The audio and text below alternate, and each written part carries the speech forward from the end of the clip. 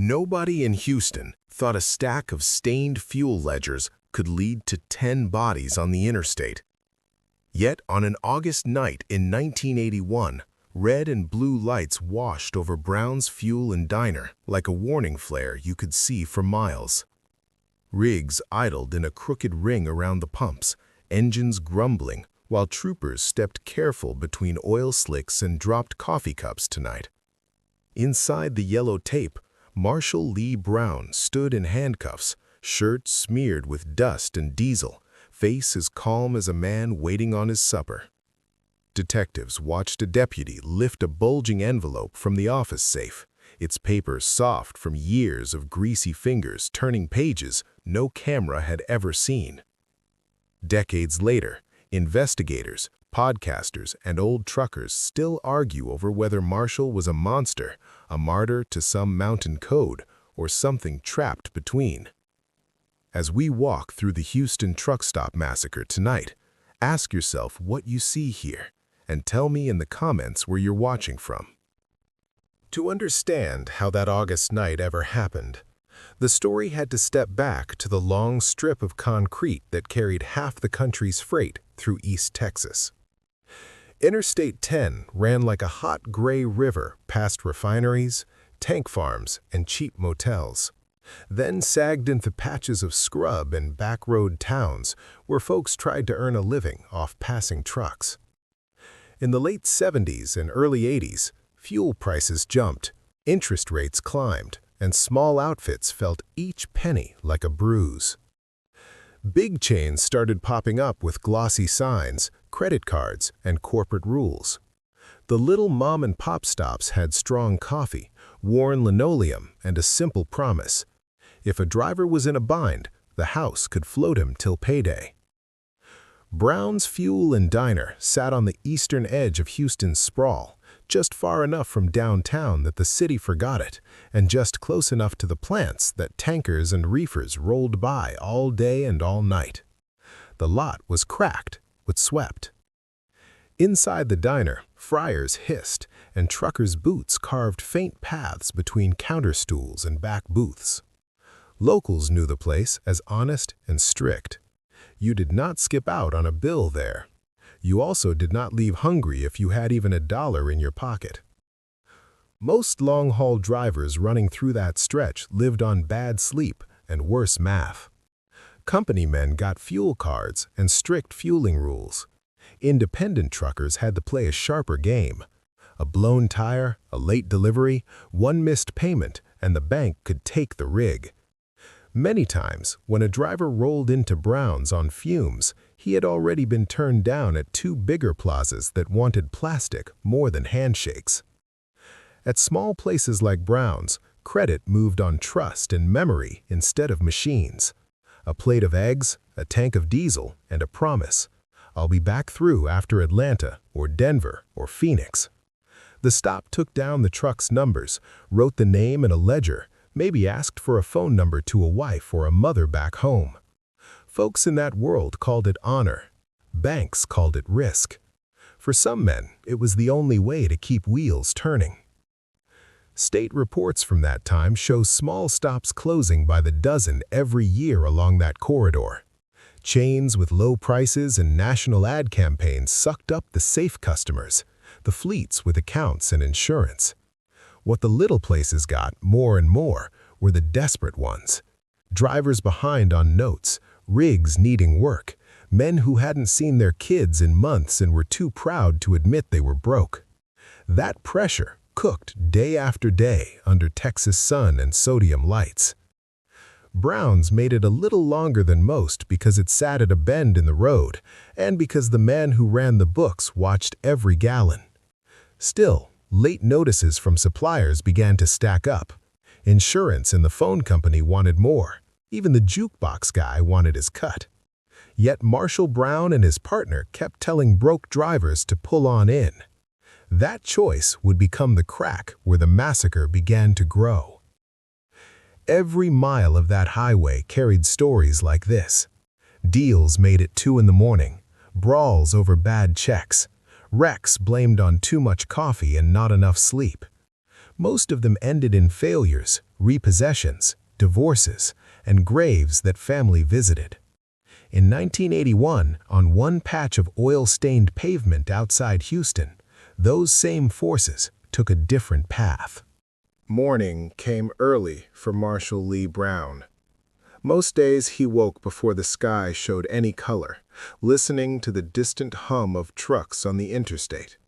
He sat up slow, joints clicking, and felt the ache that never quite left his shoulders since Vietnam. Beside him, Sylvia would already be moving, tying her hair back, reaching for the worn housecoat that had seen more grease than some shop rags. By 4, Marshall was at the truck stop. The diner lights glowed soft against the dark lot. He liked those first quiet minutes when the fryers were still cold and the coffee pot had just begun to hiss. In the back room, beyond the smell of onions and old smoke, his real work waited.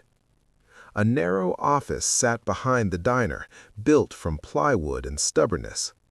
The walls had shelves made from old crate boards. On them sat rows of ledgers, each marked by year and by route. Brown ink, red pencil, and small, careful numbers filled every page. No computer hum filled the room, just the scratch of Marshall's pen and the ticking of a cheap wall clock. Beside the desk, a metal cabinet held jars and cans. Labels were half peeled. One jar carried a strip of masking tape with his father's cramped writing, "Base Mix." That mix had once gone into mason jars hidden in a Kentucky hollow. Marshall's grandfather had boiled corn mash there through war and hard winters. Over years, the men changed the mash into something else, a clear liquid that made engines run smoother instead of men drunk. Marshall learned that recipe as a boy, standing on a milk crate to see over a rusted drum.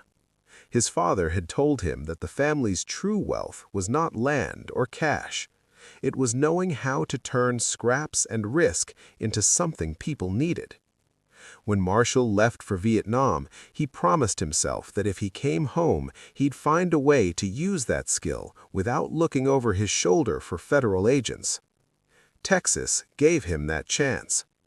At Brown's Fuel, he blended a small dose of the old mix into diesel for select drivers. It helped with cold starts, gave a little better mileage, and, more than anything, it gave him leverage. A driver who knew his rig ran better on Marshall's additive came back. A driver who owed Marshall for both fuel and special mix thought twice before skipping town. That morning routine had a rhythm. First, Marshall checked the tanks, feeling metal under his palm, listening for hollow spots. Then he measured out the additive, eye and hand acting like scales. He wrote every change in a small notebook he kept in his shirt pocket. Later, those notes would match the big ledgers line by line. Years later, investigators flipping through those books would say they could follow his life in ink. From the doorway, Sylvia sometimes paused to see his head bent over the desk, the lamplight yellow on his hair. She handled the diner till and some of the bills, but Marshall kept the recipe and the deepest records to himself. He believed a secret shared too wide soon slipped away. Jake watched. As he took on more work in the shop, he noticed which drivers got the good stuff and how those names lined up with the cleanest accounts. Caleb, younger, shrugged it off and said fuel was fuel. None of them guessed that every mark in those ledgers would one day guide rangers, lawyers, and a jury through what Marshall thought he was protecting. While those neat rows of ink waited on the office shelves, another man was already turning Marshall Brown's careful work into his own ladder out of trouble. Raymond, or Ray Calder, spent less time in that cramped back room and more out front, where chrome bumpers and tired men rolled past the windows. He had an easy grin, a way of slapping a shoulder that made strangers feel like cousins. Drivers remembered his jokes, not Marshall's quiet nod. When fuel prices jumped, it was Ray who poured coffee and promised, "We'll get you through this run." Most evenings, after long shifts at Brown's Fuel, Ray drove west toward Baytown. There, a low office building squatted near the ship channel, glass front smeared with refinery haze. The sign over the door read, "Lone Star Fuel, Regional Office." Inside, the air smelled of copy paper, stale air conditioning, and somebody's microwaved leftovers. In a small conference room, Ray stood beside a whiteboard covered with simple shapes. Boxes showed credit customers, preferred mix, and ledger control. A few men in short-sleeved dress shirts watched him, pens resting on yellow pads. They weren't truck stop folks. They were numbers men, sent from Lone Star's main office to find ways to grab more of the road. Ray drew a line from customer to Lone Star and tapped it with the marker. He talked about relationship fuel, about letting independent drivers roll out with a full tank even when they were short on cash. He explained that small outfits already did this by hand and that he had refined one of the best systems around. He never said Marshall's name. He called it the Calder method. In his leather folder, hidden beneath a glossy Lone Star notepad, lay photocopies and scribbled notes he had made after long nights at Brown's. He had watched Marshall mark those ledgers for years, seen which men paid on time and which ones needed a harder call. He had noticed the quieter thing, too, the drivers who swore by a certain pump because their rigs ran smoother there. At home, Ray's own kitchen table sagged under a different kind of paper. Past due notices, a mortgage statement, a letter about his oldest boy's braces. Ray circled grocery items in a sale flyer, choosing what could stretch and what had to wait. He loved them with a fierce, nervous energy. Each bill felt like a fist at his throat. So when Lone Star's district manager slid a draft contract across the table that afternoon in Baytown, Ray saw lifelines, not lines of ink. The paper offered him a small signing bonus and a bigger promise. If he helped roll out the Calder method at a network of company-branded stops, he'd have a salary, health coverage, and maybe enough left over to fix the roof. The contract language talked about proprietary process knowledge and training materials to be supplied by consultant. Ray signed his initials beside those phrases without pausing. In his mind, Marshall's recipe and ledger habits weren't sacred things, they were tricks of the trade. He told himself that if he didn't share them, somebody else would. Later, he would claim he never meant harm. He told friends he just wanted a fair shake after years of hard work at Brown's. He said the recipe was just a mix, the credit system just good bookkeeping. If the little truck stop survived, fine. If not, well, that was the way things went on the highway. By the time the sun set over the ship channel that day, Lone Star had a signed agreement, Ray had a pocket full of new hope, and a copy of Marshall Brown's life sat in a file drawer marked Calder Expansion Plan. Back at the edge of Houston, the ledgers on Marshall's shelf waited, still bearing only his hand. Soon, those same habits would carry another man's name. Those ledgers did not stay quiet forever. One humid night, months before the sirens and cameras, Marshall sat at the brown kitchen table with 3 of the books open in front of him. Sylvia had gone to bed. The clock over the stove hummed. A single bulb buzzed overhead, drawing tiny moths that tapped at the glass. Marshall pushed his glasses up his nose and ran a finger down a column of names he knew as well as cousins. Dates, gallons, roots. Every line tied back to a face, a rig, a story. He saw the usual slow payers, the steady ones, the men who rolled through like seasons. Then he saw new patterns, faint at first. A string of drivers had taken large fills on Ray's word and never settled. In the margin near one name, someone had written, "Heading to Lone Star." Marshall knew he hadn't written that note. From his pocket, he pulled a small spiral pad and laid it beside the ledger.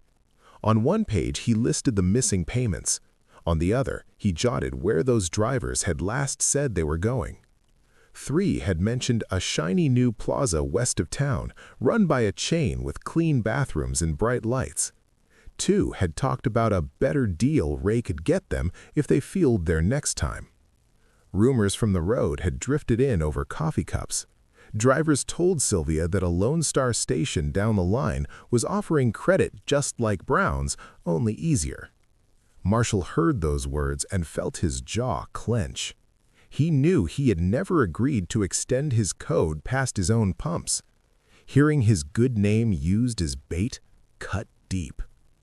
The next afternoon, during a lull, Marshall took a slow drive down the interstate. He passed a new Lone Star Plaza gleaming like a model home, pumps lined in perfect rows. Printed banners flapped along the fence, promising friendly credit options and preferred mix for better mileage. He watched a familiar rig ease in, one that owed Brown's more than a few gallons. The driver walked inside laughing with a clerk who wore a fresh, trained by Calder badge. Inside his chest, something shifted from unease to certainty. What he had suspected in ink now stood in plastic and paint. Ray had not just borrowed habits, he had carried Marshall's life's work into another man's office and traded it for a title. Back at the kitchen table that night, Marshall spread out copies of overdue supplier bills and the bank's letter hinting at foreclosure if business didn't pick up. He lined them beside the ledger pages. Each sheet felt like a piece of his family being peeled away. He pictured Jake and Caleb staring at an empty lot one day, the neon sign gone, the recipe forgotten, the Brown name tied to nothing. He tried the path people on television always talked about. In a small law office downtown, he showed a young attorney the ledgers and explained the mix, the code, the handshake credit. The lawyer nodded, frowned at the unpaid fuel totals, and said all he really had was debt and maybe a contract dispute if he could prove Ray had stolen something written. A kind of syrup and an old way of keeping books did not sound like property to the court. At the bank, a manager with a tight tie and tired eyes said much the same. Business was business. If customers ran off and a partner made side deals, that was rough luck. There were no lines on their forms for hurt honor or stolen method. Leaving those offices, Marshall felt lighter and heavier at once. Lighter because he no longer carried a hope that someone else might fix it. Heavier because he understood that if he wanted the Brown name defended, he would have to do it himself. In his mind, a plan began to shape, made of the same pieces he used every day: roots, habits, trust. He told himself there would be rules. No women, no children. Only the ones who had taken what wasn't theirs or helped spread it. One day, when it was done, he would lay the ledgers and his reasons before a jury and let them write the final record. What Marshall misjudged was how many lives lay tangled in those lines of ink, and how far he would go once he started turning pages into graves. Plans on paper turned into names in Marshall's head. He went back through the ledger and circled one account in red pencil. The driver was called Eddie Red Kincaid, a tall man with a loud laugh who hauled produce from the valley up toward Dallas. Red owed Brown's more than anyone else on the books. He was also the one who bragged the most about Ray's deal at the new Lone Star Plaza. In truck stop talk, he told other men they were fools if they didn't switch. Jake walked in late that night, smelling of motor oil and sweat, wiping his hands on a rag. At first, he thought his father was just doing the month's figures. Then he saw the circles, the tight jaw, the way Marshall's thumb tapped the table. When his father said, "Ride with me tomorrow night," there wasn't a question mark at the end. On the drive home, Marshall laid out only part of the truth. He told Jake that Ray had taken Brown credit and mixed it with Lone Star's money, that some drivers were running up debt on Marshall's name and never coming back. He said there had to be a reckoning, that some men only understood hard lines. Jake thought maybe they were going to cut off credit or call the law or shame a few folks in public. He didn't picture a gun. Across the next day, Marshall watched the clock more than the pumps. He knew Red's habits. Years of steady talk had taught him that the man liked to roll past Brown's after dark when the air was cooler and the traffic thin. He also knew from war that surprise and ground mattered more than anger. In a small notebook, he sketched a turnoff near an old way station, a gravel pull-off hidden by scrub but still close enough to hear highway noise. By sundown, the sky turned the color of rusted steel. Marshall and Jake waited in the shop, lights off, listening for a certain engine note. When Red's rig finally rumbled in, low on fuel, Marshall stepped out and waved him over with a flat palm. He said there'd been trouble with some accounts, that they needed to talk away from the other drivers. Red grumbled, but followed directions like he always had.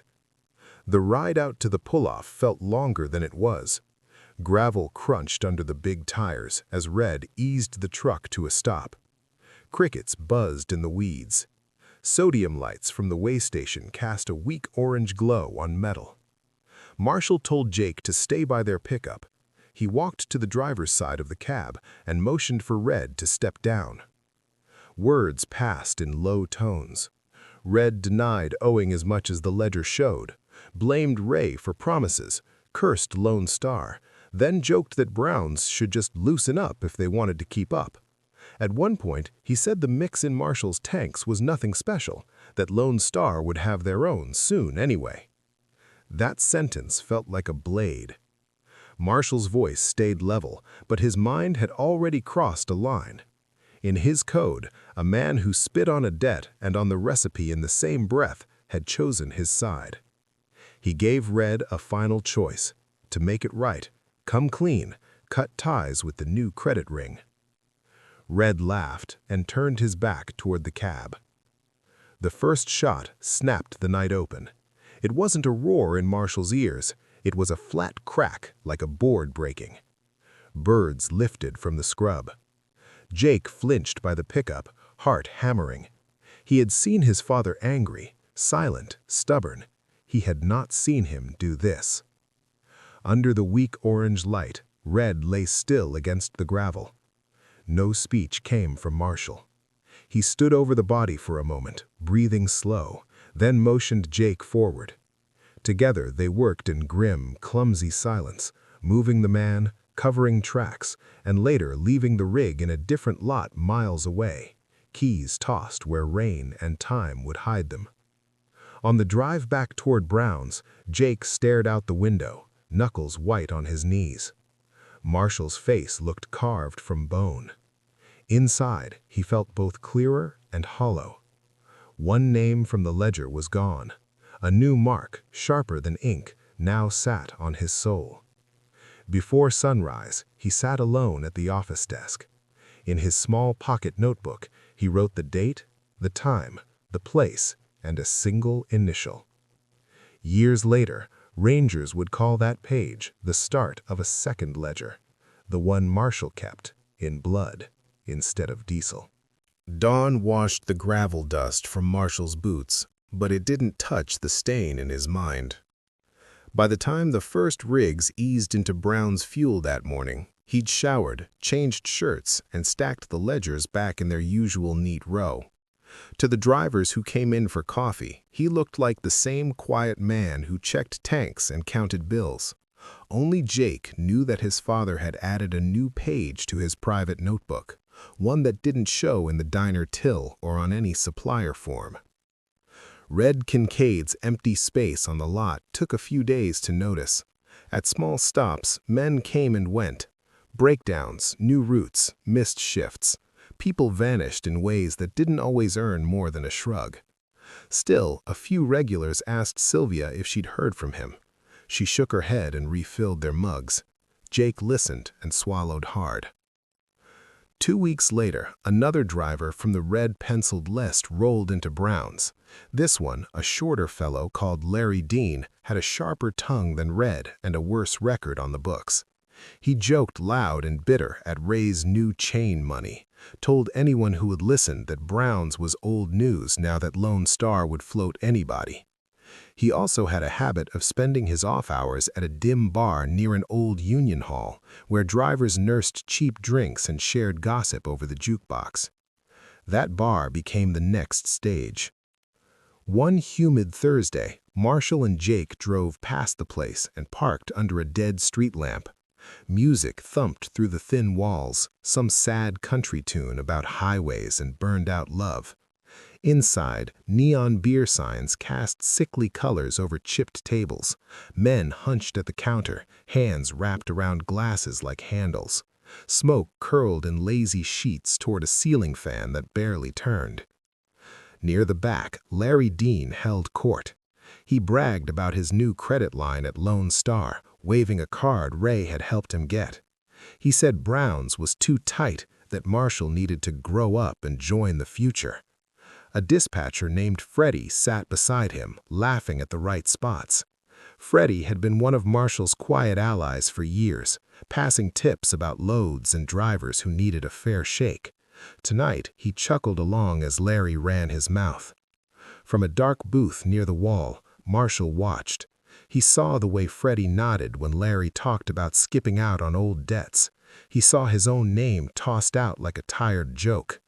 Jake sat stiff beside him, torn between disgust and fear, remembering red on the gravel. Later, in the parking lot, hot air pressing down on asphalt, Marshall moved first. He didn't draw a gun this time.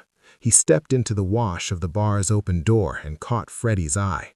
Away from the porch light, he told the dispatcher that their quiet deal was done. No more shared notes, no more favors. If Freddie wanted to ride with Ray and Lone Star, he could do it without Brown knowledge in his pocket. Freddie sputtered, said it was just talk, that nobody meant harm, but the break stood.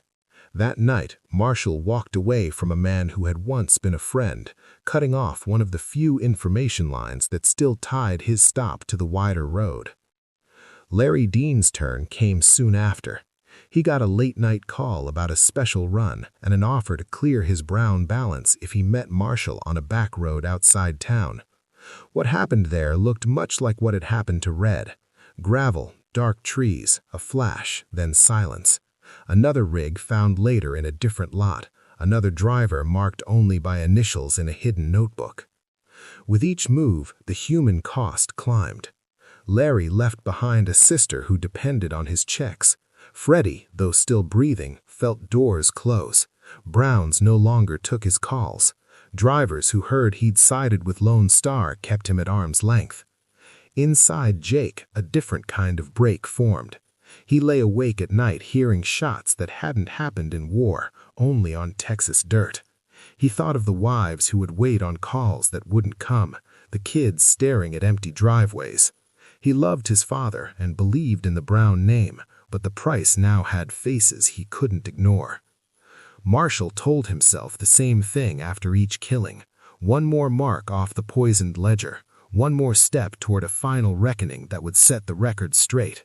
What he didn't see yet was how that shrinking circle of trust and the loss of men like Freddie left him standing almost alone on a road that had once been crowded. Life around Brown's Fuel didn't stop just because a few rigs no longer rolled through. New faces kept coming off the interstate. Old ones still nursed coffee and talked about loads and weather. Out on the road, though, the pattern of who went where was changing. More drivers bragged about Lone Star credit, about Calder stations where the pumps were shiny and the paperwork easy. Marshall listened from behind the counter, taking in every throwaway remark like it was another line in his book. Ray Calder's world looked different from Marshall's. In a small brick house on a quiet street, his boys tossed a football in the yard while he came home in a crisp Lone Star shirt. A Calder method training folder sat on the kitchen table beside school papers. His wife checked a pot on the stove and asked how the rollout was going. Ray kissed her cheek and said they might finally catch up on the bills. On weekends, he took the boys to one of the new plazas. They stood proud under bright lights while Ray pointed at neat rows of pumps in the clean glass front. To them, it looked like a future: steady work, Health coverage, no worries about broken rigs and bounced checks. They had no idea the mix in those tanks and the ledger system behind the counter had roots on a dirt road in Kentucky and in a worn office behind a greasy diner. Back at Brown's Fuel, Sylvia felt something tightening around her family. She couldn't name it, but she saw it in the way Jake flinched when certain rigs pulled in, and how Marshall's eyes went distant sometimes in the middle of a sentence. He spent more evenings alone in the office, door half closed, small notebook beside the big ledgers. When she asked if they were in trouble, he said they'd been in trouble for years. His tone made her drop the subject, though the worry stayed. The missing drivers left holes you could feel. One afternoon, a woman with 2 small kids came into the diner. She said her husband hauled produce and had talked about Browns. She'd been expecting him home 2 days earlier. Sylvia poured her coffee and listened as the woman tried to smile, saying maybe he'd picked up an extra run. Marshall stood in the doorway, unseen, hearing every word. Jake wiped a table until the cloth nearly tore. Later that week, Marshall stopped at a tiny roadside place on the edge of town. A pregnant waitress leaned against the counter, rubbing her lower back between orders.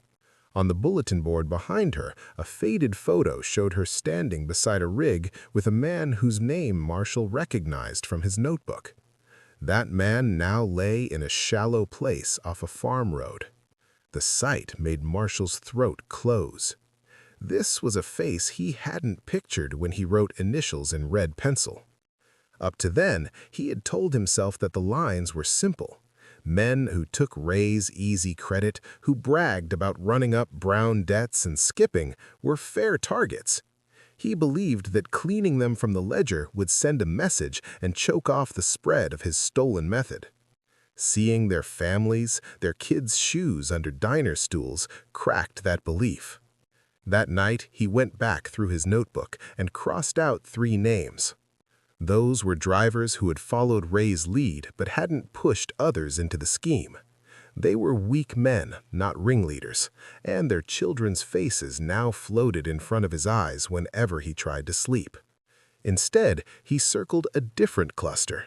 Men directly trained at Lone Star by Ray and Ray's own blood. Sons, cousins, brothers-in-law who wore the company badge and sat in meetings where Marshall's work was passed off as Calder. His rules hardened and narrowed. No women, no children, no one who had looked at Ray's stolen system and chosen to profit off of it. The list shrank in number but grew in weight. Marking those names, he understood that touching them meant striking at the Calder family itself. In the same breath, he saw no other way to stop the spread. Jake, watching his father redraw those lines, felt the ground tilt. The man who once talked only about keeping Browns afloat now spoke in a quiet voice about roots and cutting out the rot.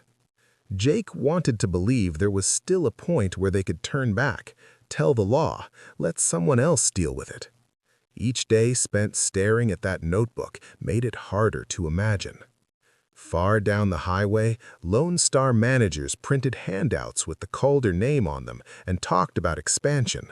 At Brown's Fuel, under a flickering office lamp, Marshall shaped a different plan, one that would end not in secret ditches, but under his own neon sign, with the whole world forced to look.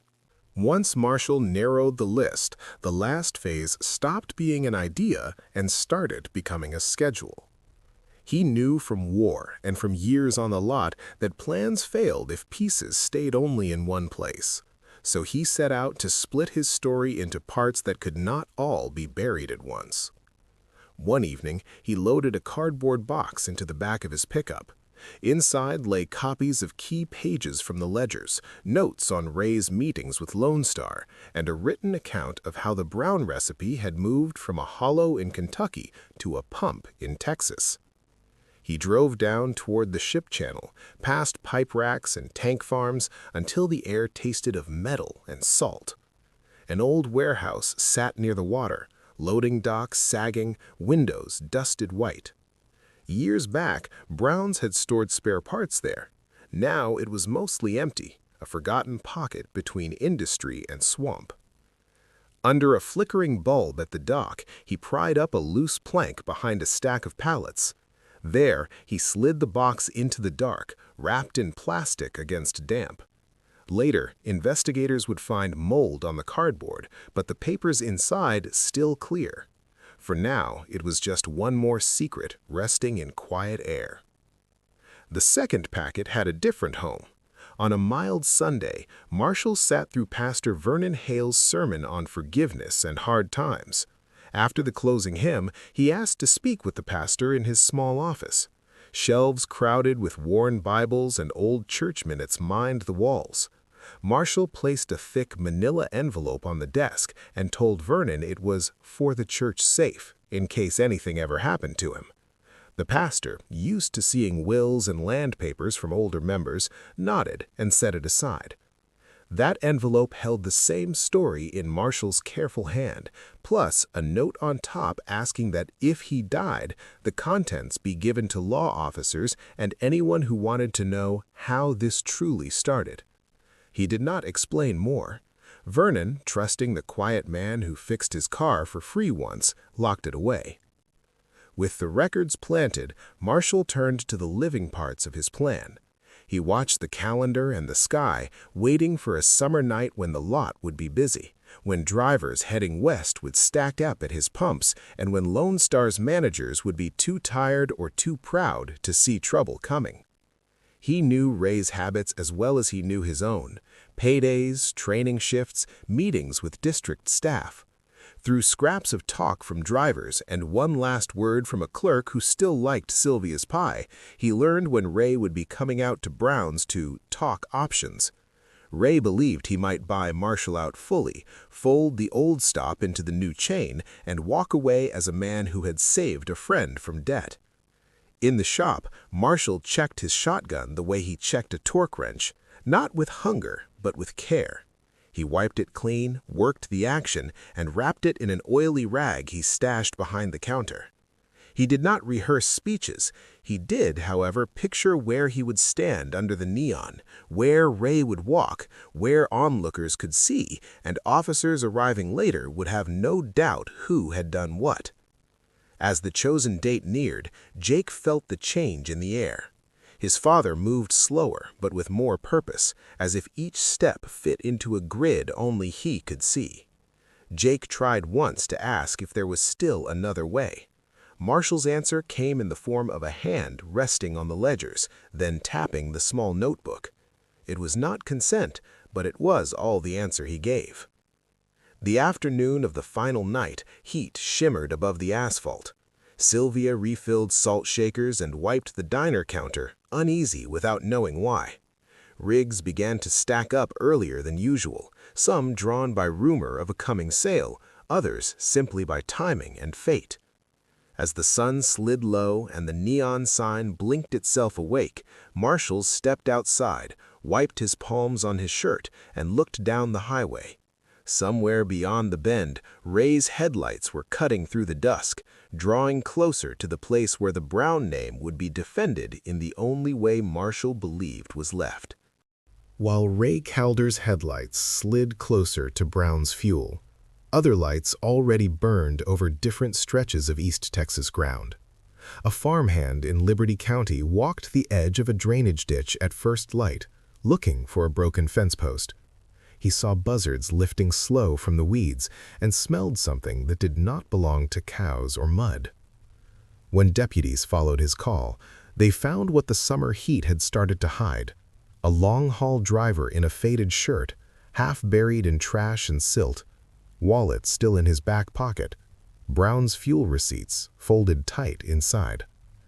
Across the county line, a road crew mowing the shoulder near an old rest stop hit something that made the tractor shudder.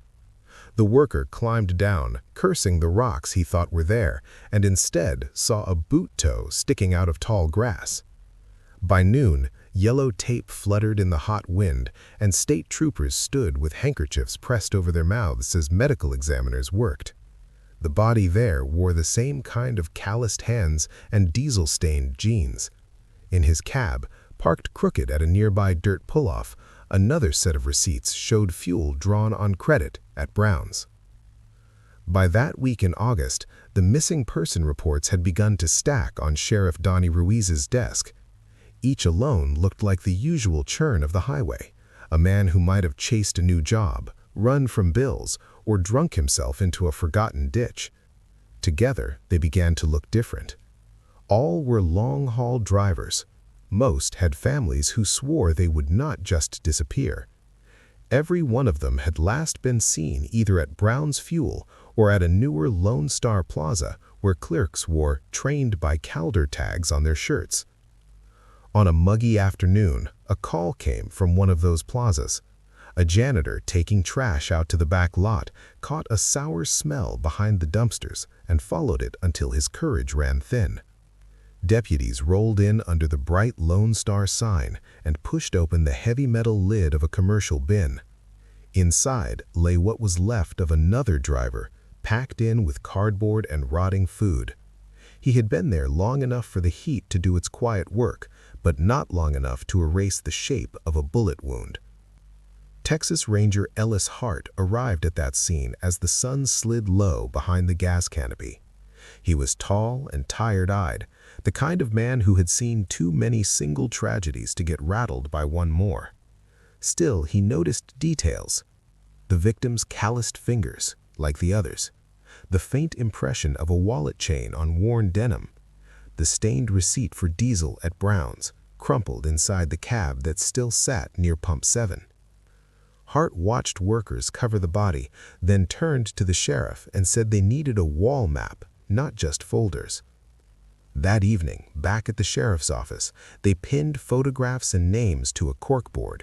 Red string ran from county to county, from ditch to rest stop to dumpster.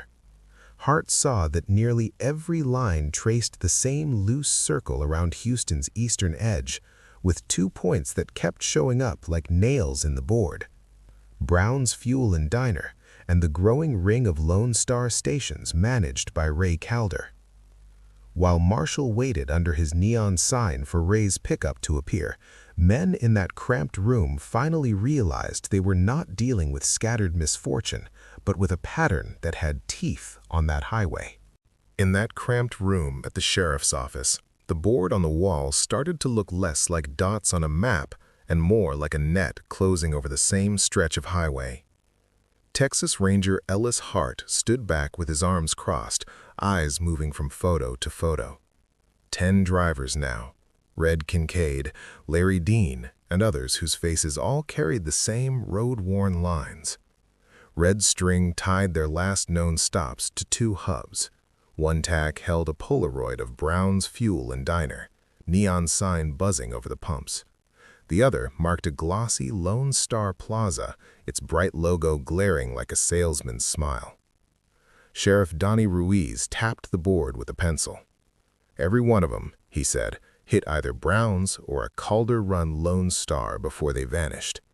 His accent turned Calder's name into a hard edge. Someone had scribbled it in marker above the chain logo.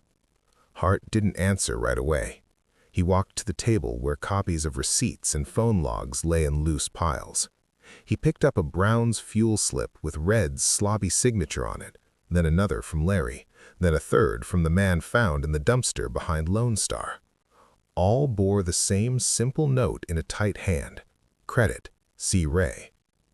2 men in the middle, Hart said, Marshall Brown and Ray Calder. One runs the ledger, one runs the expansion. Deputies had done some quick background work. A thin folder on Marshall showed a Vietnam tour, a move from Kentucky, no criminal record beyond a bar fight in the early 70s. He was known as strict but fair, the kind of man who might raise his voice before his hand. The file on Ray painted a different picture. Bounced checks a decade back, a short flirt with car sales, then steady work at Brown's before jumping to Lone Star with a fat new title. "What's your gut say?" Ruiz asked. Hart looked at the board again. "My gut says those drivers weren't random. Somebody was keeping track. somebody with a reason to pick men tied to this credit line. He tapped the Browns' photo. That ledger he keeps, I want to see it. By late afternoon, a judge had signed a narrow search warrant. It allowed deputies to seize business records from Browns related to fuel credit and to interview staff about last contacts with the missing drivers. They planned to roll out at dawn, keep it quiet, and see whether the books matched the stories. But the road doesn't wait on paper. While they were drafting affidavits, stories about the disappearances spread through truck cabs and diners. Some drivers muttered that a highway hunter was out there. Others blamed drug deals gone bad or hijack crews.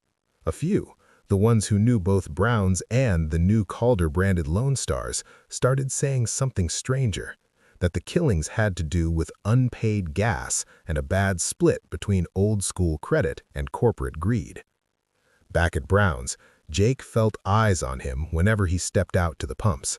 He knew which rigs belonged to men on the map and which ones didn't. He heard the rumors, too. Sometimes they made his stomach lurch. Sometimes they made him want to shout the truth just to get it out of his chest.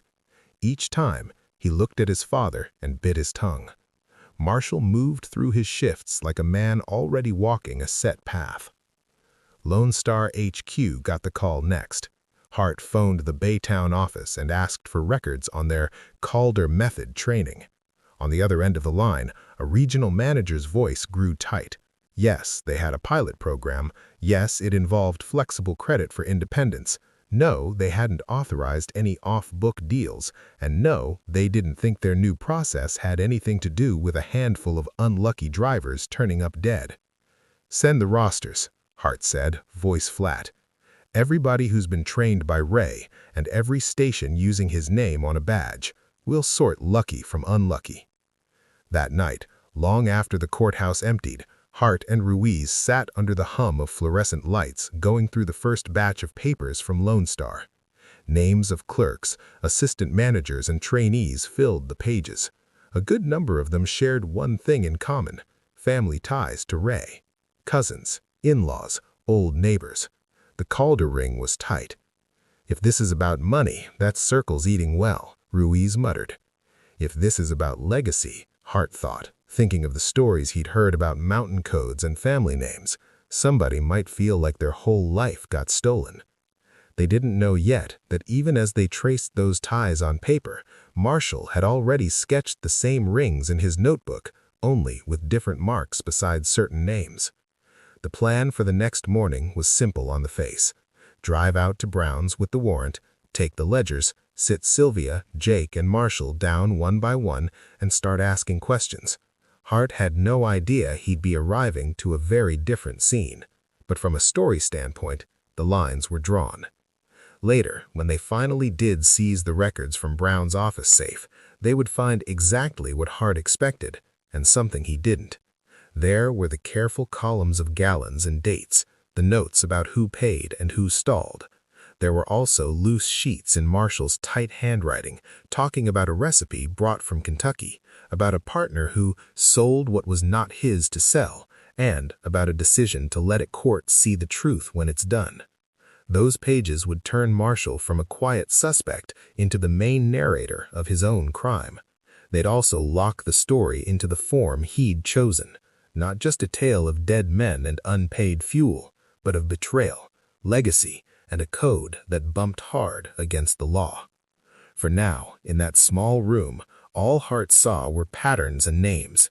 He circled Brown's fuel in red ink on the map and drew an arrow: interview, ledgers, credit deals. Then he added one more note in the margin, the kind that came from instinct more than evidence.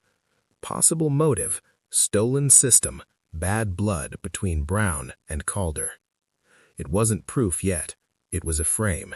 In a few hours, gunshots under the Browns' neon would fill it in.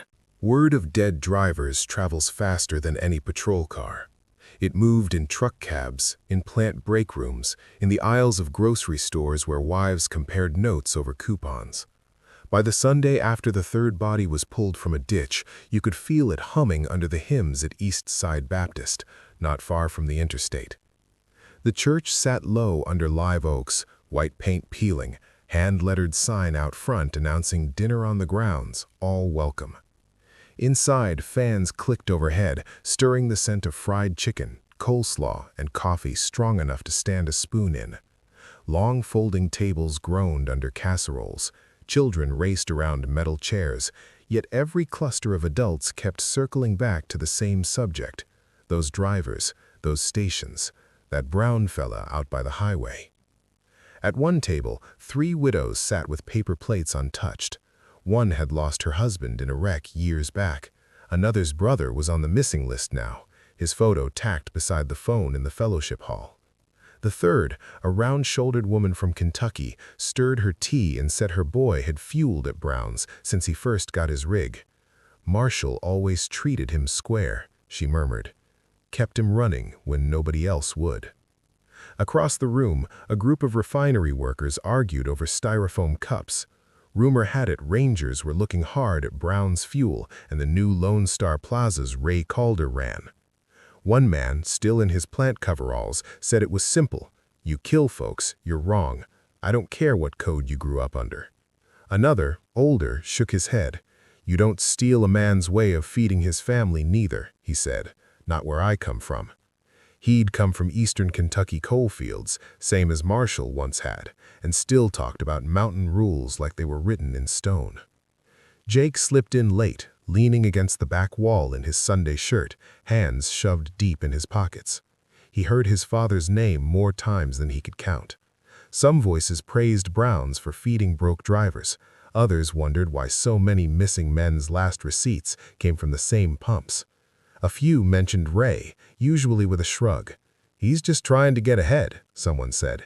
Can't fault a man for wanting better for his boys. Near the dessert table, Pastor Vernon Hale listened more than he spoke. He'd married some of these couples, buried some of their dead. Now he held a cup of coffee and thought about the sealed envelope in the church safe with Marshall's name on it. He hadn't opened it. He wasn't sure if he should. But as folks whispered about a war over gas money, he felt a chill. Whatever lay in that packet, he guessed, had teeth. Conversations split along hidden lines. Older people who'd come from the hills or the hollers talked softly about names and honor, about uncles who settled scores without calling sheriffs. Younger families, born in Houston suburbs, talked about law and order, about how nobody had the right to be judge, jury, and executioner just because a deal went bad. They didn't know about moonshine recipes turned into diesel additives. They knew about mortgages and insurance, not mountain justice. In the corner, one woman wiped her eyes and said her cousin's husband, a driver, had told her Browns would always back him if he hit a bad patch. If he's caught up in this, she said, I don't know whether to thank that man for feeding him or hate him for putting him in danger. That kind of split ran through many hearts that day.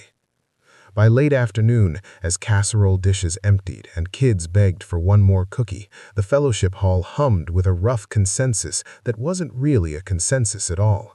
Most agreed something rotten was growing out there on the highway. Some blamed corporate greed. Some blamed a broken independent trying to survive. A stubborn few said both things could be true at once. For the investigators who'd later read statements from that day, one thread stood out. People already understood this wasn't just about unpaid fuel. It was about power and who got to claim the right to say what was fair. So when Marshall eventually stood in a courtroom and talked about a stolen system and a family name, he wasn't speaking into a vacuum. The town had already been arguing his case and condemning his methods, all over lukewarm coffee and folding chairs. That same Sunday evening, while folks carried foil pans out of East Side Baptist, the air over Brown's Fuel held a different kind of weight. Heat still pushed up from the cracked lot, but the sky had gone soft and purple.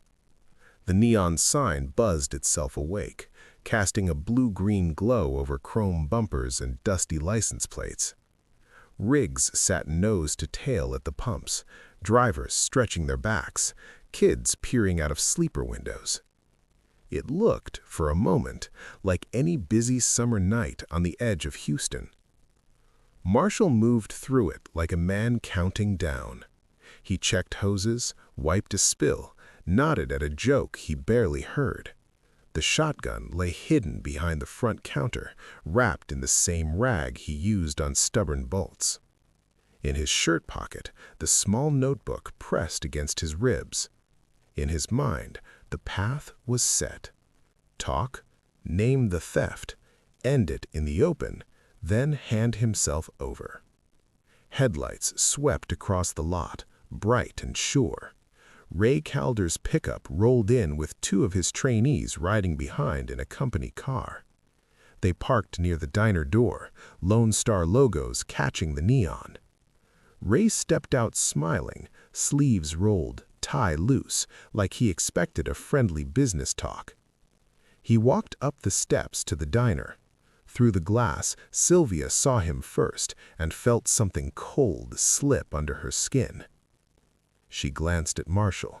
He gave a small nod, told her to take Jake and Caleb to the back and stay there. She read enough in his face not to argue. Outside, under the sign that still carried his family name, Marshall met Ray halfway. Folks on the lot felt the shift at once. Engines idled lower, conversations faded. Two men stood at the center of a wide-open circle, one in a work shirt darkened by years of grease, the other in a branded polo that still smelled faintly of new plastic. Marshall spoke low, but those nearest caught pieces. Words like recipe, ledger, sold, and my father's name. Ray's easy smile wobbled, then snapped back as he tried to make light of it. He said business was business, that he was helping them both by bringing Brown know-how into the big leagues. When Marshall reached under the counter and came up with the shotgun, no one on that lot would ever again think of Brown's Fuel as just another stop. Drivers froze. Someone yelled for everyone to get down. A coffee cup shattered on the pavement. For a heartbeat, even the neon seemed to flicker slower. Marshall didn't wave the weapon or scream. He held it steady, the barrel fixed on Ray's chest. He told him, clear enough for the nearest men to hear, that this was for a stolen way of feeding his family. He said the law didn't care about recipes or codes, only about contracts. So he was going to give them something they could not ignore. The first blast knocked Ray backward against the pickup. A second shot finished what the first had started. One of the trainees reached for his belt, thinking of the small pistol there, then stopped when three truckers tackled him from the side, driven by pure panic. Phones came up in shaking hands. Someone punched 911 with a thumb slick from spilled coffee. Highway patrol units already nearby because of the missing driver alerts swung off the interstate towards the glow of Browns, sirens growing loud. Marshall set the shotgun down on the hot concrete, barrel pointing away, and raised both hands. Jake burst from the diner door, but halted when he saw his father already on his knees. Sylvia held Caleb back with both arms, her face gone the color of paper. When the first trooper slid to a stop, dust rolling over his hood, he saw a scene that answered some questions and started others. A dead man in a Lone Star shirt, a crowd of shaken drivers, and in the center, a calm, middle-aged station owner surrendering without a word. Handcuffs clicked around Marshall's wrists. As they walked him to the cruiser, he didn't fight. He simply turned his head enough to catch Pastor Vernon, who had pulled in behind the flashing lights with half the church still in his back seat. Their eyes met. Marshall spoke once, voice even. "Check your safe. Give them what I left." That sentence shifted the balance. In that moment, power moved from his hands to the state's, but the story itself bent towards the packets he had planted. The ranger on scene ordered the office sealed, the safe secured, and every scrap of paper held for evidence. Marshall slid into the back of the car without looking back at the body under the sheet. He had lost control of his body, his freedom, and his future. But the frame around his acts, the tale of a stolen system and a family name, had already been pushed into the center of the case. If you want to see how that plays out in court and what it cost every family tied to this highway, stay with this story and subscribe so you don't miss the next part. By the time the case reached a Harris County courtroom, summer had burned itself out, and the story of Brown's fuel had spread far past Houston. Outside the courthouse, TV vans lined the curb. Reporters stood in front of cameras talking about the Houston Truck Stop Massacre and the man who killed over unpaid gas. They said Marshall Lee Brown faced multiple counts of capital murder. They mentioned his partner, the late Raymond Ray Calder, as a key figure in a disputed fuel credit scheme. Few knew yet how hard Marshall had worked to make sure that second part made it into every report. Inside, fluorescent lights hummed over polished benches. The state's case, on its surface, was simple. Prosecutors laid out 10 dead drivers, ballistics that matched Marshall's shotgun to several scenes, tire tracks from his pickup near 2 dump sites, and witness testimony from the night he shot Ray under the neon sign. They showed the jury maps like the one in Sheriff Ruiz's office, red string tying bodies to Brown's fuel and to Calder Run Lone Star stations. What complicated things were the papers. Pastor Vernon Hale had done as Marshall asked. The day after the arrest, he opened the church safe with shaking hands and slid the manila envelope across a table to Ranger Ellis Hart. Inside lay Marshall's handwritten statement, copies of ledger pages, and scribbled notes about Ray's contract with Lone Star. The warehouse stash turned up a week later when a tip from Jake led deputies to the hidden box. Mold edged the cardboard, but the contents were clear. Years of careful records and a long, tight script of betrayal. The district attorney could have buried that context, stuck to bodies and guns. Instead, he decided to use it. He believed showing motive would only strengthen the case. So, in pre-trial filings, Marshall's own words became exhibits, laid out in neat photocopies stamped with the court's blue seal. When the trial opened, Marshall refused to sit behind a plea of insanity. His court-appointed lawyer pushed for it, saying no sane man plotted like this over a recipe and a ledger. Marshall shook his head and told the judge, in a calm voice, that he knew right from wrong when he pulled each trigger. He wanted the jury to hear why he did it, not to think he'd lost his mind. The judge let the case proceed. Over several days, prosecutors called widows and children who spoke about missed birthdays, empty chairs, and phone calls that stopped coming. They called forensic techs who walked through bullet paths and soil samples. They called Ranger Hart, who described the pattern that led them to Brown's door.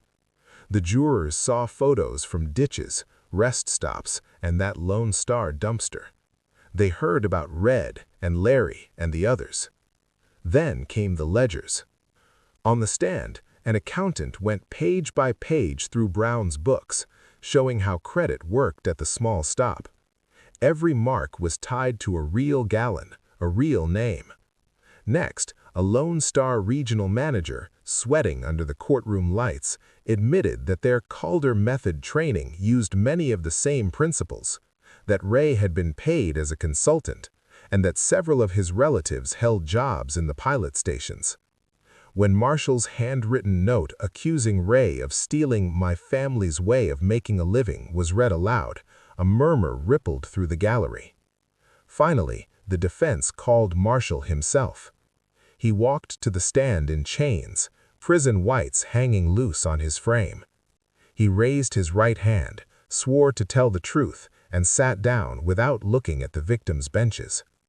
His lawyer only asked a few questions. Marshall did the rest.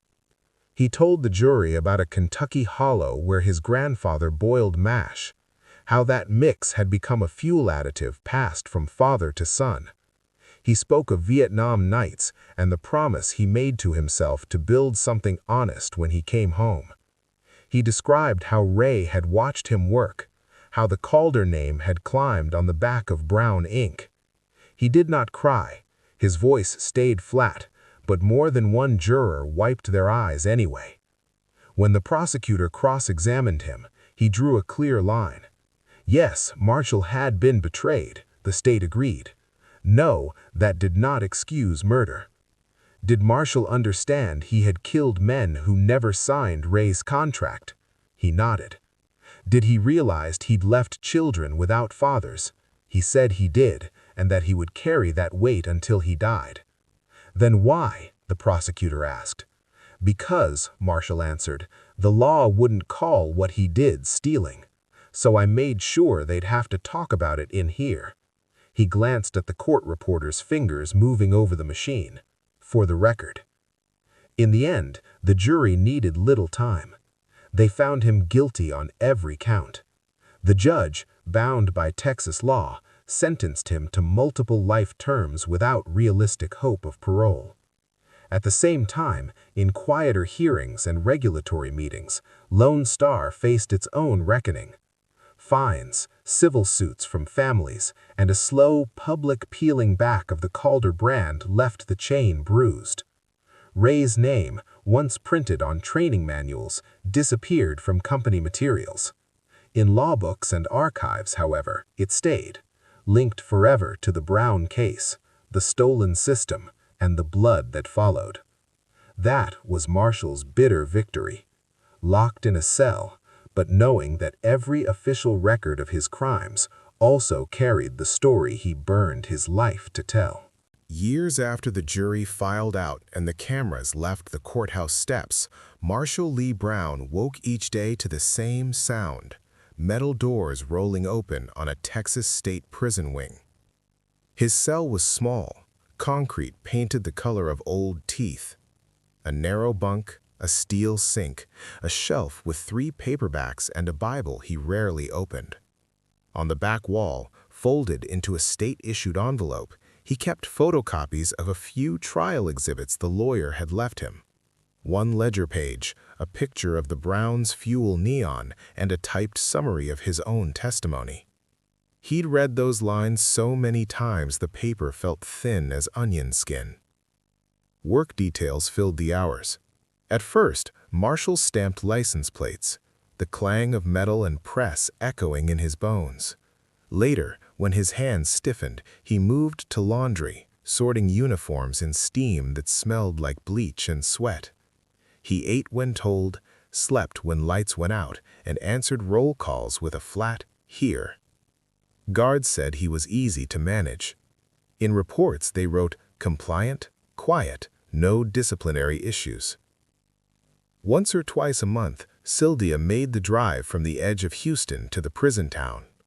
Her old car rattled past cotton fields and rusted billboards.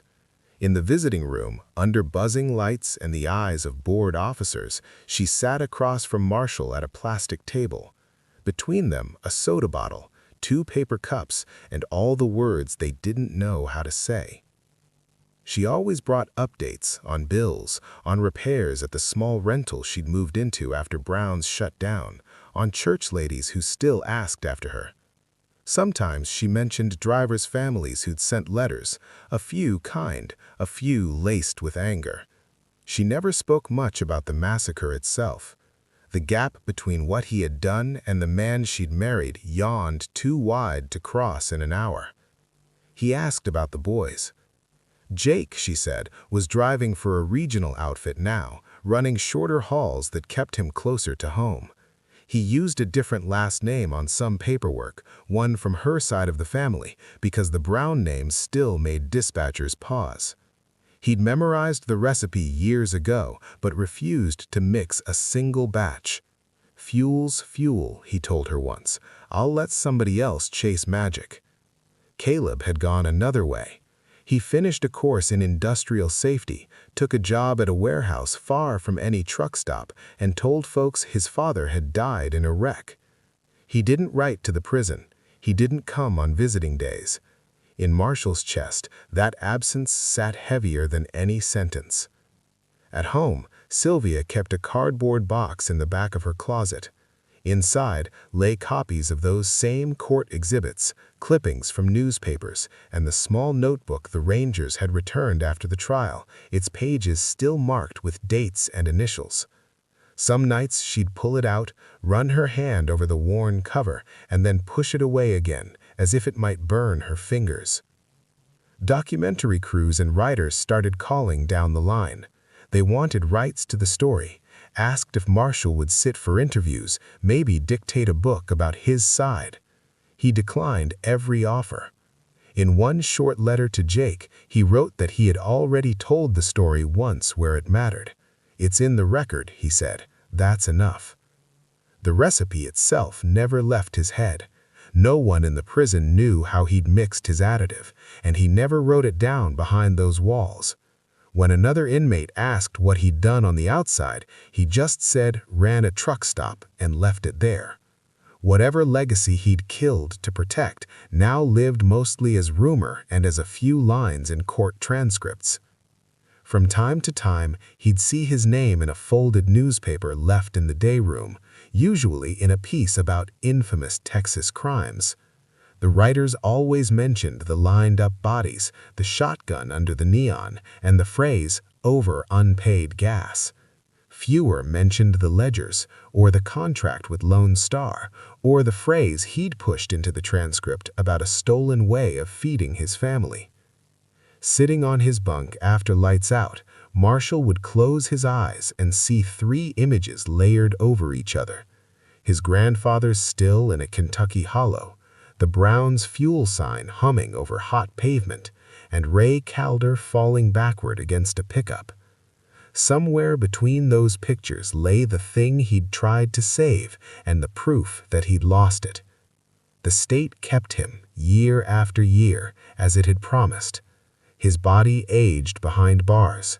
His story, though, had already slipped beyond those walls, fixed in ink and memory, too warped by blood to pass on clean, too strong to vanish. The years after the trial didn't just belong to the state. They belonged to kitchens and porches and break rooms where people tried to live around a hole they couldn't fill.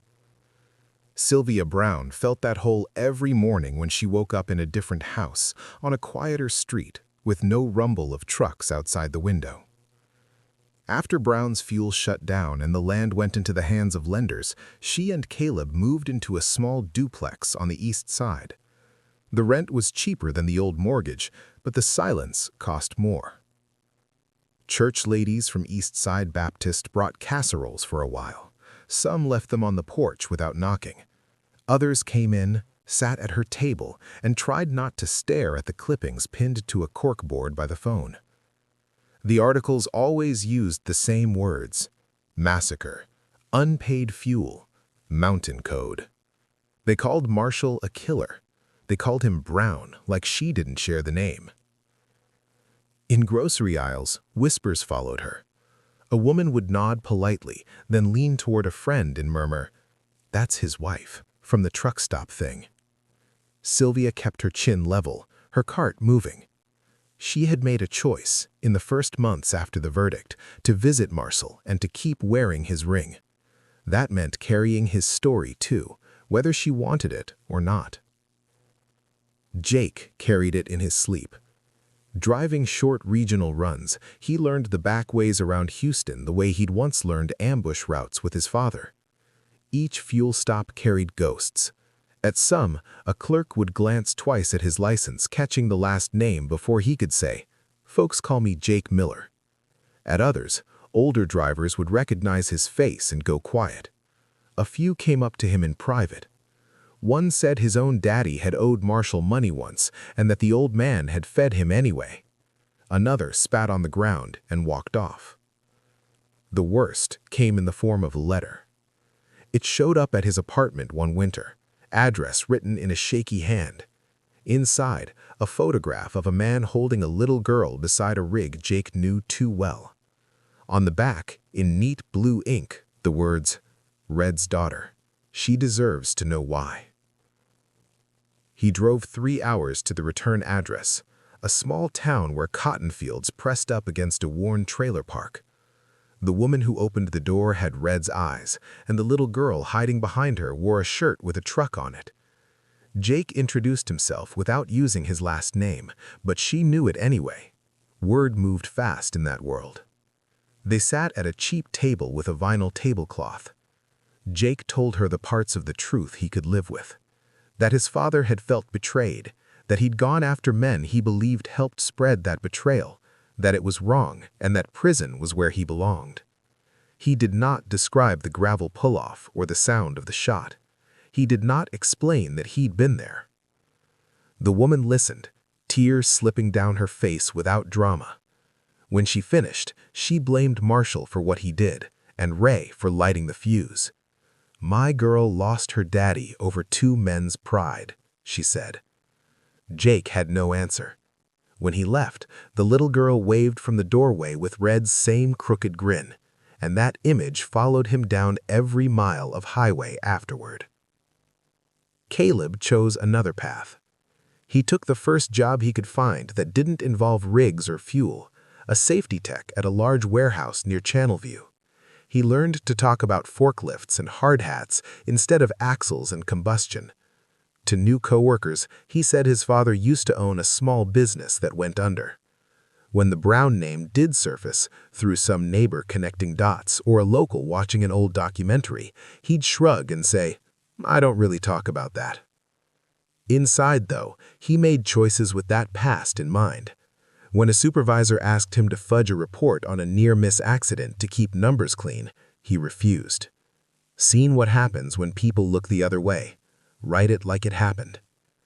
In that small, quiet way, he broke from the code that had guided Marshall. Instead of private justice, he leaned on written rules, even flawed ones. Ray Calder's family paid their own price. His widow, Denise, lost more than a husband.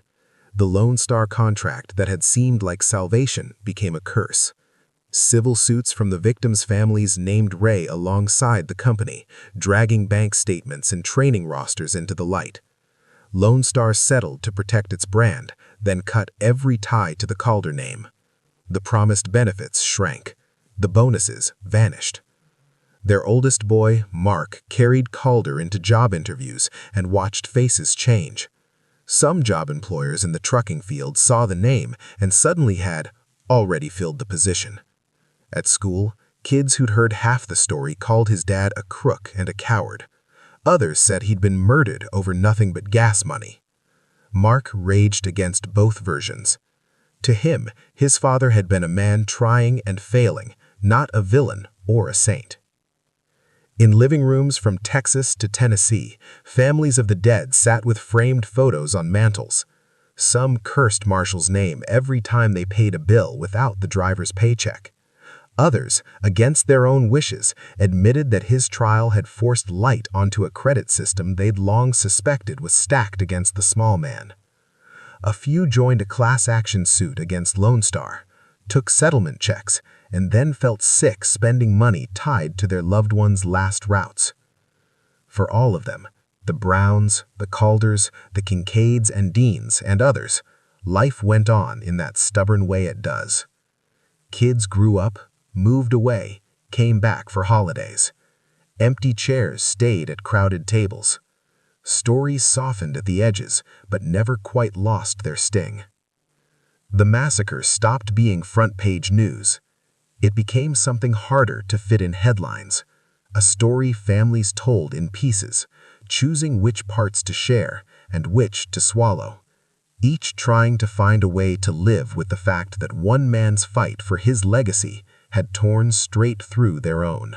2 decades after the shots under the neon, the spot where Brown's Fuel once sat didn't look like a place a man would die for. The old diner and shop were long gone. In their place stood a wide, bright travel plaza with a national logo, 20 pumps in 2 long rows, and a glass-fronted building full of chain food and gift racks. Security cameras watched every corner. Card readers blinked at each pump. A sign at the entrance read, "No cash fueling, card or fleet account only." Drivers who stopped there in the 2000s mostly didn't know the word brown had ever been painted on a sign. They tapped fuel cards, grabbed coffee from machines, and checked phones instead of ledgers. Yet if you stood on the far edge of the lot, where the asphalt met a strip of scrub, you could still see the line of trees that had once framed Brown's cracked concrete. The highway hummed the same low song. Inside the plaza, one wall carried a framed newspaper clipping under glass.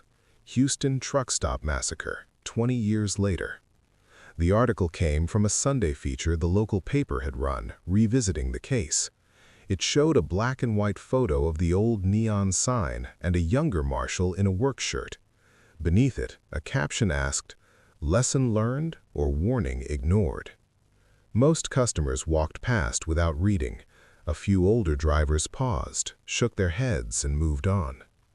On another front, the state had changed its own rules. After the Brown case and a few other ugly disputes over fuel credit, Texas tightened regulations around open tab systems at truck stops. New laws limited how much fuel could be extended without formal contracts. Companies moved toward electronic logs, fleet cards, and background checks. The idea of a handwritten ledger kept by one man in a back office began to feel like something from another age.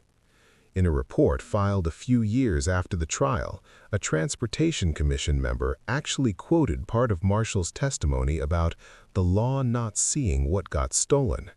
He used it as an argument for clearer protections around certain kinds of small business methods and trademarks. The rules that came out of those meetings were narrow and full of loopholes, but they showed that at least a few people in suits had heard the deeper part of the story. Lone Star Fuel, the chain that once pinned its hopes on the Calder method, did not disappear. It rebranded, sold off some locations, and folded others into bigger national companies. Buried in corporate files, there were memos about reputational risk tied to Brown/Calder case and strict prohibition on informal fuel extensions. New managers learned about the scandal in training as a slide on what not to do, not as a tale about stolen legacy. The independent versus chain fight along that corridor never really ended.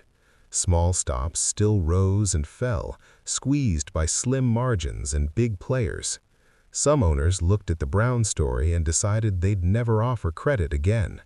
Others kept quiet tabs for men they trusted, but they did it with sharper boundaries and fewer promises.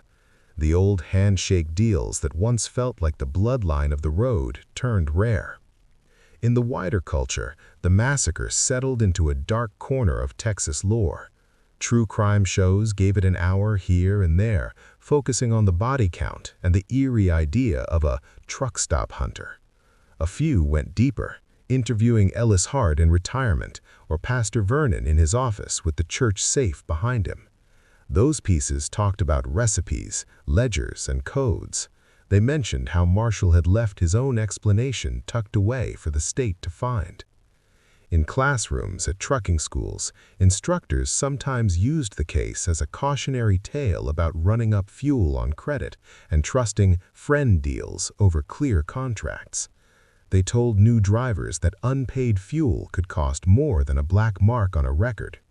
Most students nodded, half listening, more worried about passing their CDL tests than about some dusty case from the 80s. Back near the hills Marshall had left behind, an old cousin who'd stayed in Kentucky kept a clipping from the trial in his Bible.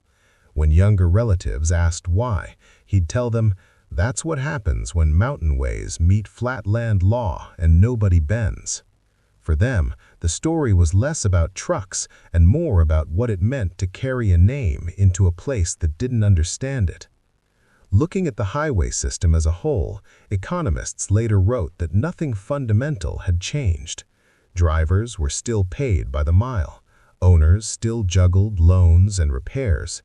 Big chains still ate up the easy profits, while the small outfits got the risky customers. What had shifted were the tools: cards instead of ledgers, cameras instead of word of mouth, contracts instead of nods. The pressure that had pushed Marshall to see betrayal in every unpaid gallon had simply found newer, quieter ways to squeeze. Yet there was one lasting difference you could point to with a finger on a page. In law books, training manuals, and ethics slides, the Brown case lived on as a reference. It was cited when people warned about ignoring intangible assets like recipes and methods. It was cited when they talked about the dangers of letting personal codes run unchecked outside the legal frame. The place where Marshall had tried to draw his own hard line ended up as a rest stop on a larger road of policy and memory. The system went on. The people changed. The story stayed, not as a guide, but as a jagged signpost that said, someone once pushed back here, and it broke more than he ever meant to save. In the end, the Houston Truck Stop Massacre was never only about fuel or even about 10 men. It was about what happens when a private code for living collides with a public system that does not see what that code protects. Marshall Brown believed his family's name and recipe were as real as any deed or patent. The law saw only liquid in a tank and numbers in a book. Between those two views lay the space where violence rushed in.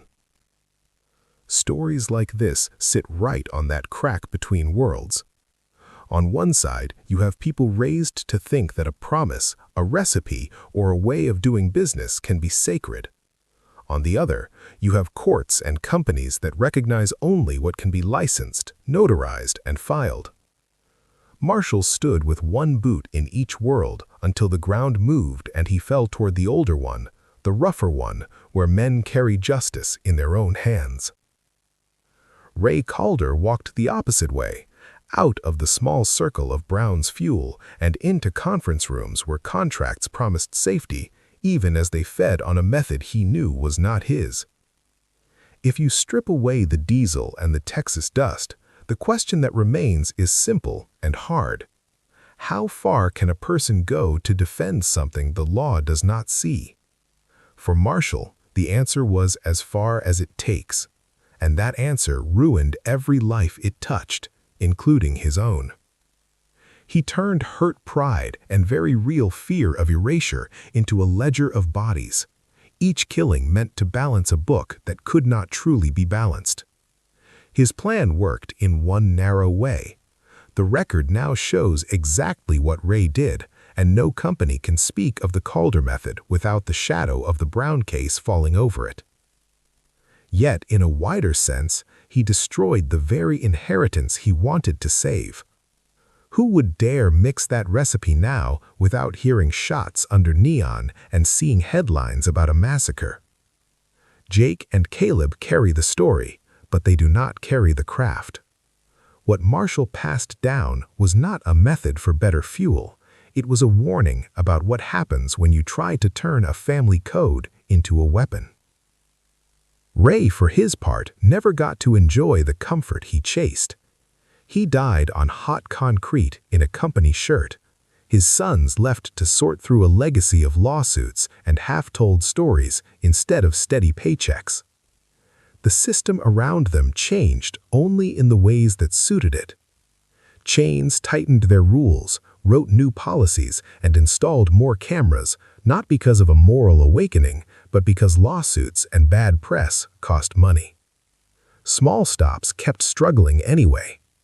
The pressure that bent Marshall out of shape, the fear of losing everything your name stands for, did not vanish. It just moved into quieter corners of contracts and branding. In that light, his story is less a closed case and more a flashing sign on the shoulder, warning that the road itself is still built on stress and unequal power. Some viewers will look at Marshall and see only a killer who chose his path. Others, especially those who grew up with their own hard codes, may feel a colder thought, that in his place, pushed the same way, they might have felt that same dark pull toward private justice. The uncomfortable truth of the Houston Truck Stop Massacre is that reactions can be real, and neither brings those men back. Nearly 40 years after the shots under the neon, the story of Brown's fuel sits in places most cameras never see. On a narrow ridge in eastern Kentucky, a small church graveyard looks out over folding hills and low fog. Stones lean at odd angles in the thin soil. Near the back fence, a newer marker carries a familiar name cut into gray rock: Marshall Lee Brown, 1947-2006. Beneath that, the words his sons chose together read, "Husband, Father, Son of the Hills." Nothing on the stone mentions Houston, truck stops, or the men who died. When the prison finally released his body, Sylvia brought him home to the hollow his people had left decades before. Jake flew in, standing awkwardly under the trees, hands in the pockets of a borrowed suit. Caleb came too, but stayed near the car, eyes on the gravel instead of the coffin. A few old cousins turned out, men with the same set to their jaws as Marshall once had. They knew enough of the story to keep their voices low. Now, years later, the grass around that stone grows high in summer and flattening brown in winter. Sometimes a fresh set of boot prints shows where Jake has visited. Once, he left a small object at the base of the marker, an old brass key from the Brown's fuel office, looped on a worn ring. No note, no flowers, just that key, the last simple tool from a place that no longer stands. Back in Texas, cars and 18-wheelers roll through the bright travel plaza that took Brown's place. Children pick candy from racks where drivers once argued about credit. A few veteran truckers still point at the far edge of the lot and tell younger hands, "There used to be a little stop over there. Man there kept books like the Bible. Then it all went bad." Most listeners shake their heads, half believing. The massacre lives on in other forms now. In late-night radio calls, old drivers trade versions of what happened. Some say Marshall snapped over money. Others swear he was doing what the system wouldn't. True crime podcasts pick up the case and break it into episodes, replaying court audio, interviewing Ellis Hart in retirement, sitting with Pastor Vernon in front of the same church. Comment sections fill with people arguing over whether Marshall was a monster, a martyr, or just a broken man who made the worst possible choice. Some viewers hear echoes of their own families in the story: a grandfather who lost land to a slick partner, a father whose idea was stolen by a bigger company, a mother whose recipe turned up on a store shelf with somebody else's name.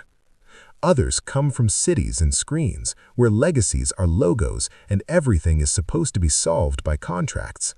They struggle to understand why a man would kill over a notebook and a mix in a jar. That distance is part of why this case still bites. It forces two uncomfortable thoughts to sit side by side. One, the law really did fail to see and protect what Marshall valued. Two, nothing about that failure made his answer right. He turned a true wound into a trail of graves, then used his own trial to etch both the wound and the harm into history. Standing in that Kentucky graveyard, listening to wind move through the trees, the noise of courtrooms and truck stops feels far away. What's left is simpler and harder: a stone with a name, a key at its base, and a story that won't quite settle into hero or villain. So I'll end by asking you, wherever you are tonight, to sit with this. If the only thing you had to hand your children was your name and a secret craft, and someone took it, how far should you be allowed to defend it? Tell me in the comments where you're watching from, what codes your family raised you on, and whether you think Marshall Brown was protecting a legacy, destroying it, or somehow doing both at the same time. And if you want more deep, difficult stories like this, stories that don't give easy answers, make sure you're subscribed so you don't miss the next one.